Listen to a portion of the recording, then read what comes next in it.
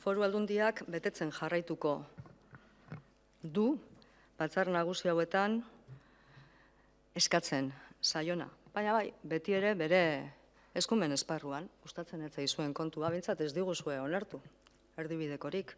Ze, klaro, badaude, hainbat ekimen, Eusko Jaurlaritzari, Segurtasun Sozialaren Ministeritzari, Adiferi edo Auskalo zeini eskatzia, egokiagoa izango litzatekeena, adibide bat jartzeagatik.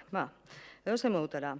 Aurrenengo zure interbentzioan, Ostolaza Andrea esan dezu, urruntze handia dagoela, politika eta herritarren artekoa, desafekzio handia, kezkagarria dela, ados gaude horretan, eta oker espada nao, apuntatu dut, bide lagun nahi zaituztegu, esan dezu. Gai honen inguruan, Helduaien Andreak, oindela 15 egun esan zuen izan zen, herritarrak eta batzar nagusi hauek emandako mandatuari muzin egiten diozuenean, zuek areagotzen dezuen desprestigio hori jarri, esklamazio ikurrak. Eta posgarria da, gure burukide eta lagunden Xabier Barandiaranen tesiekin bat etortzea. Gu ere bai, baina gertatzen dena da, hitz goxo eta aparte, edo tono leun eta aparte, oraindikan ere demokrazia zer denez dezuela zeharo ondo ikasi. Zuen demokraziaren ikuspegia pixka da betikoa, alegia herria geu gera. Zeurok, alegia, zeurok. Ez gainontzekok, zueurok. Eta horrela, orain dela egun batzuk nire papel zaharren artean, eta neu ere zaharra naizela aitortuz, tokatu zitzaidan 85ko aldizkari batetako rekorte bat topatzia, 85koa. Bai, Twitterren jarraitzen hauzu ez da, 85ko eta grazia egin zidan, antzeman da neon. Zumaiko udaletxean, batzar nagusia juntatu ziran, uztailaren 2an, eta Roman Zudupe diputatu nagusia izendatu zuten, aneonez horregatik gordeko nun, eta Euskal Alderdi Jeltzaleak, aldeko botu eman zion, Zuduperi, Alderdi Sozialistak ere bai, eta EAK ere bai orduan, bai. Alderdi Popularrak eta IUk zuriz bozkatu zuten, eta Ezker Abertzaleak honela dio kronikak botoa eman gabe alde egin zuen batzar nagusien demokrazia eza salatuz. Eta hau zergaitik ekarri dut gaur honea, ez historia egiteko gogoz, baizikan eta handikan egun batea,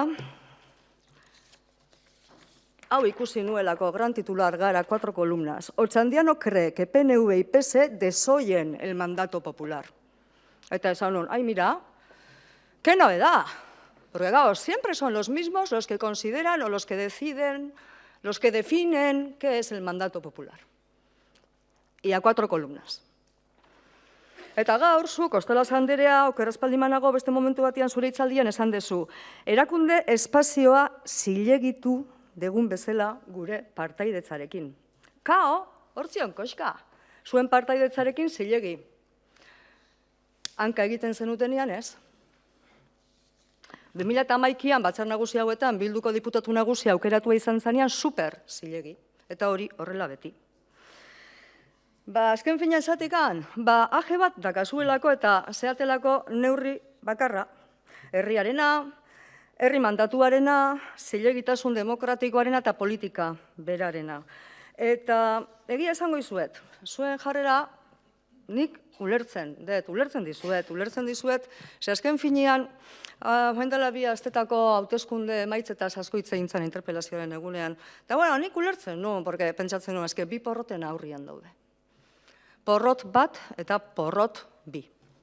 Porrot bat, iaia azkenengo honetan irabaztia lortu dezue, iaia.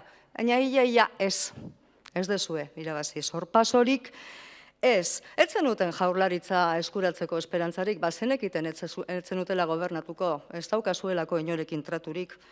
Beraz, ez zan zuen asmoa gobernatzea, zuen asmoa zan zuen erredentzioa lortzea.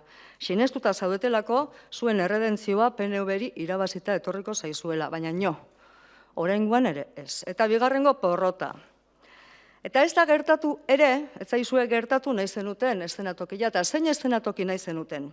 Nahi zenuten eszenatokia zan, por supuesto, irabaztia, PNV-ri irabaztia, eta Euskal Alderdi Jeltzaleak eta Alderdi Sozialistak gobernu eratzerakoan Alderdi Popularraren babesa behar izatea.